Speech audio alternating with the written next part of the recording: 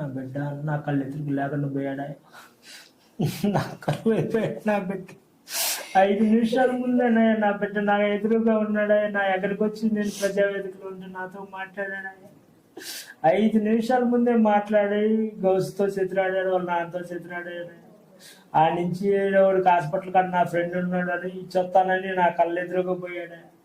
తీరా చూస్తే అక్కడ కళ్ళు తిరిగి పడిపోయారని వేరే వాళ్ళు ఫోన్ చేస్తే ఆడికి మేము పోయేలోపు 5 నిమిషాలే మాకు వాడికి రావు. 5 నిమిషాల్లో ఆడికి పోయే లోపలనే ఏం జరిగిందో కూడా అర్థం కాదు.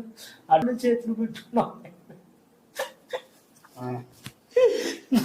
నా బిడ్డను బతికించుకోవాలని కాళ్ళు లాభం బతిలాడుకున్నా కూడా ఒక్కడు కూడా కనికరించలేకపోయారు. నా బిడ్డ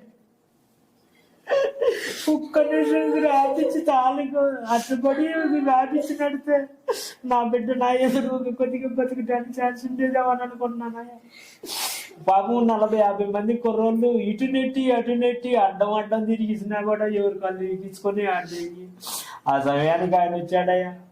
నా బిడ్డ నా కళ్ళు ఎదురుకు లేకుంటే హాస్పిటల్ పోయేసరికల్లా టైం దాటిపోయిందండి. 7:30 గంట దాకా పెట్టింది ఆ ట్రాఫిక్ నుంచి క్లియర్ చేసుకొని మేము ఊరు బయటకు పోయాలకి. ఆ టైం మొత్తం కూడా అక్కడ పోయింది. నా కళ్ళు లేకుండా నా కళ్ళు ఎదురుగా లేకుండా పోయాడు ఈరోజు. నా బిడ్డకి జరిగిన అన్యాయం ఉన్నదా జరగదు.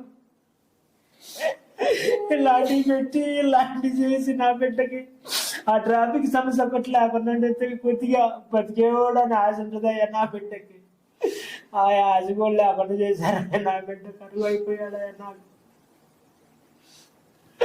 అక్కడికి ఇంకా బతుకుతాడేమోనని ఆ హాస్పిటల్ పోయి నాకు ఇంకా లాభం లేదని అది చెప్పేశారయ్యా. మనసు ఆగక మళ్ళీ ఇంకొక హాస్పిటల్ కూడా తీసుకుపోయా. అడిగిపోయినా కూడా లేదయ్యా, టైం దాటిపోయింది, మేమేం చేయలేని పరిస్థితిలో ఉన్నాం అని చెప్పారయ్యా. నా బిడ్డకి జరిగిన అన్యాయం ఇంక ఈ సిమెంట్ సభ ఎలాంటివి పెట్టకూడదయ్యా. అసలు ఎవరు పెట్టి జనానికి ఇది కాకూడదయ్యా.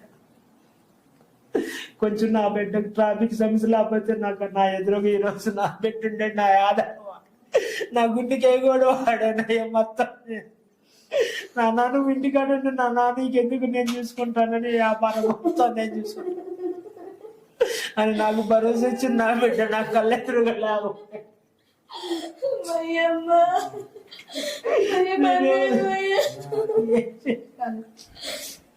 నా బిడ్డ నా ఎదురుగా లేకుండా పోతే మా వాడికి వచ్చేయాలి, వీడికి చేయాలి. నన్ను నమ్ముకొని చాలా మంది కుర్రోళ్ళు ఉన్నారు. వాళ్ళకి ఏదో ఒకటి నేను న్యాయం చేస్తానా, నేను చేసి పెడతానా అని అన్ని భరోసాలు ఇచ్చి లాస్ట్కి వాడే లేకుండా పోయి వాళ్ళ ఆశలు కూడా నెరవేర్చలేకుండా పోయాడు.